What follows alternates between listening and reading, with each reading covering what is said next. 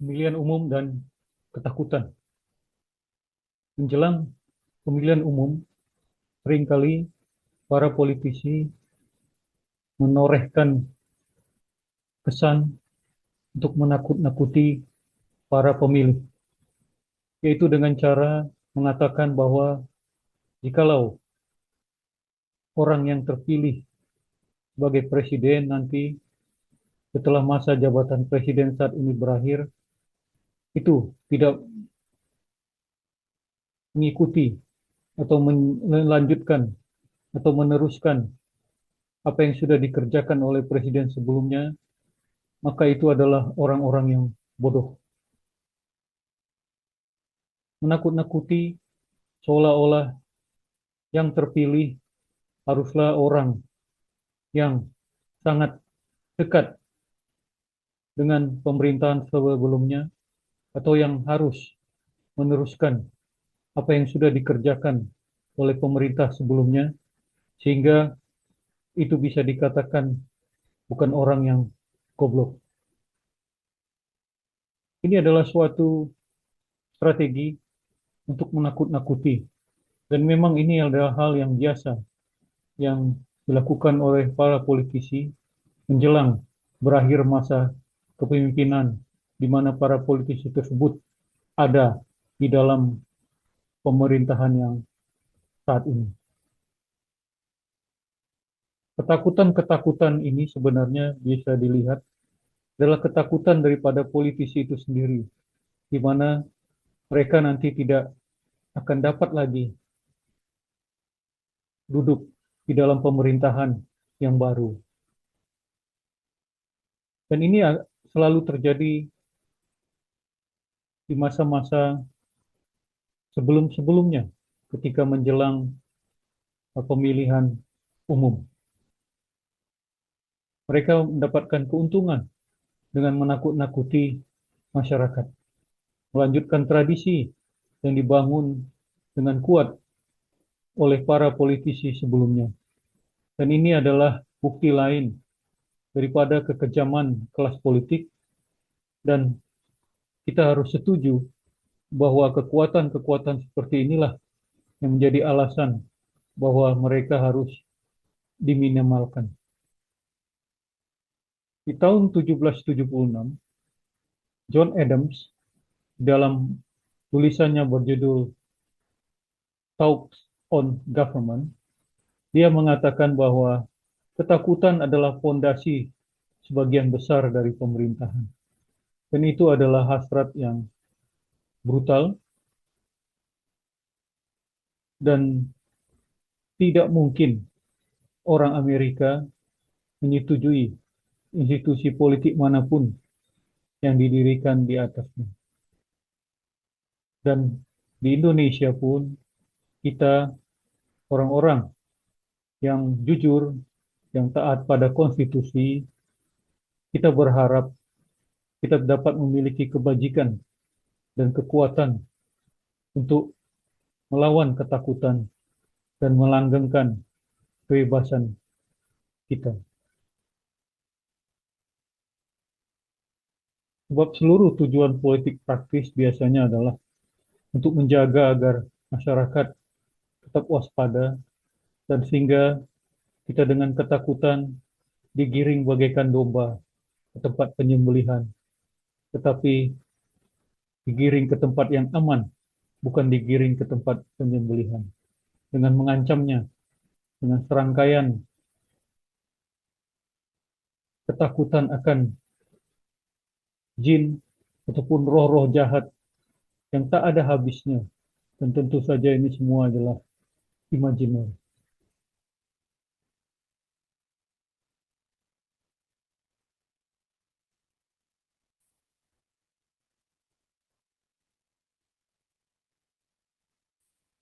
Menimbulkan rasa takut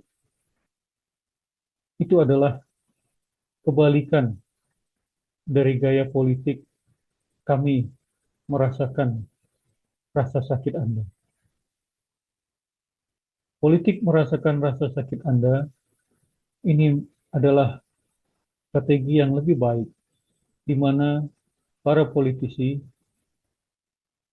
mengatakan bahwa segala ketakutan masyarakat terhadap apapun yang mengancam mereka itu dapat diatasi dengan pemerintahan yang baru.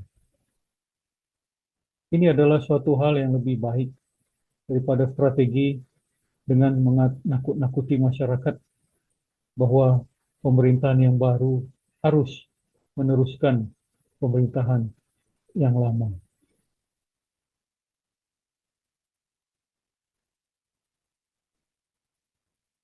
Bila kita melihat dari sejarah pemerintahan dari Amerika Serikat di tahun 2024, Presiden Bush itu menyebutkan teror dalam puluhan kali di dalam iklan kampanye pemilihannya. Bagaimana mereka menaruh gambar-gambar yang menakutkan dari puing-puing Ground Zero di New York. Dan juga mereka mengatakan bahwa dengan pemerintahan yang baru, maka rakyat Amerika akan aman dari ketakutan terhadap terorisme. Dan kampanye daripada Bush ini yang menggunakan faktor ketakutan secara eksklusif itu merupakan suatu strategi yang membuat dia berhasil dipilih kembali menjadi presiden.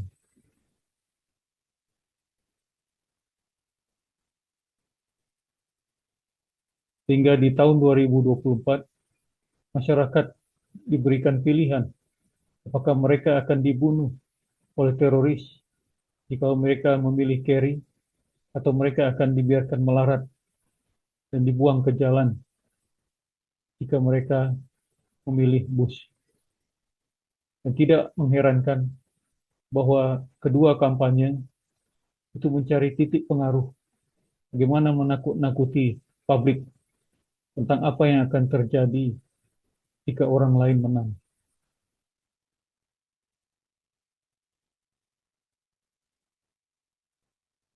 Di dalam Undang-Undang Dasar 1945, kita sudah diingatkan bahwa kita adalah manusia yang bebas, bahwa kita harus bebas dari rasa takut. Dan konstitusi mencemooh gagasan politisi yang memberikan rasa takut kepada warga negara, bahwa kita harus bebas dari rasa takut. Dan kebebasan dari rasa takut ini adalah suatu kebebasan tertinggi dari setiap masyarakat. Dan pemerintahan yang baru itu haruslah pemerintahan yang menjamin bahwa semua masyarakat itu bebas dari rasa takut. Sehingga di dalam tahapan pemilihan umum ini, hendaknya orang-orang ataupun politisi yang memberikan atau menjanjikan bahwa masyarakat akan bebas dari rasa takut, itulah yang akan kita pilih.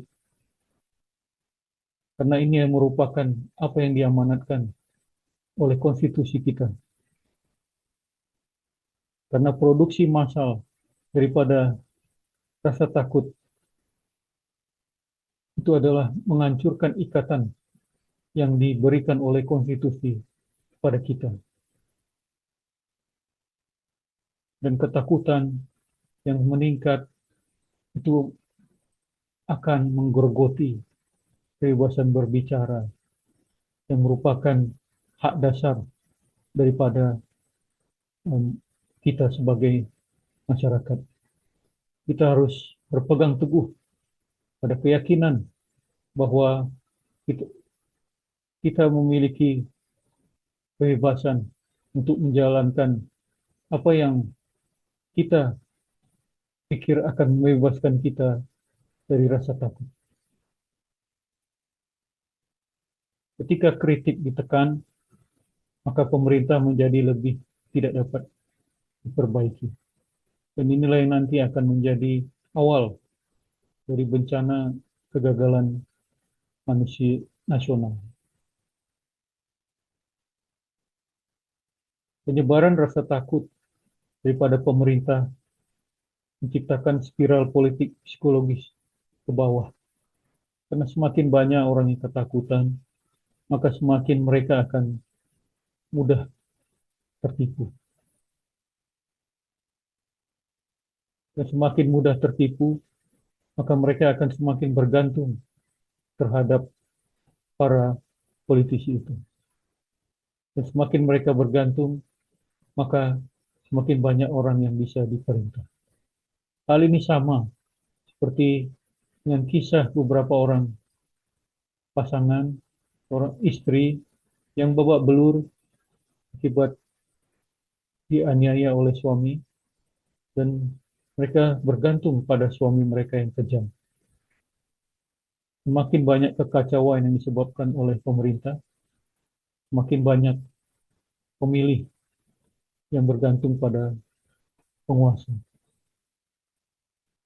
Dan kemudian keinginan akan perlindungan itu menjadikan tirai besi di sekitar pemikiran yang mencegah orang untuk menerima bukti yang tentu saja akan merobek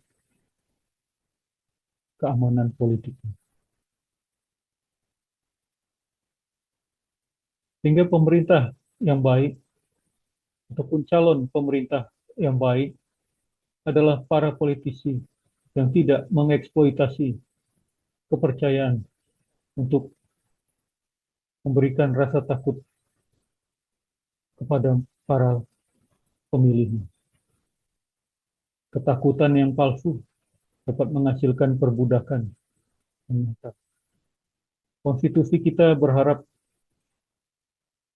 kita masyarakat Indonesia berani membela hak kita jika ada yang menakut-nakuti kita.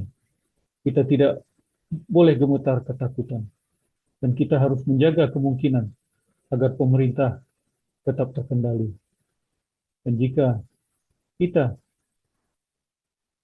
akan menggaungkan kebebasan itu sangat tinggi, maka itu harus dimulai dengan kelahiran kembali keberanian kita.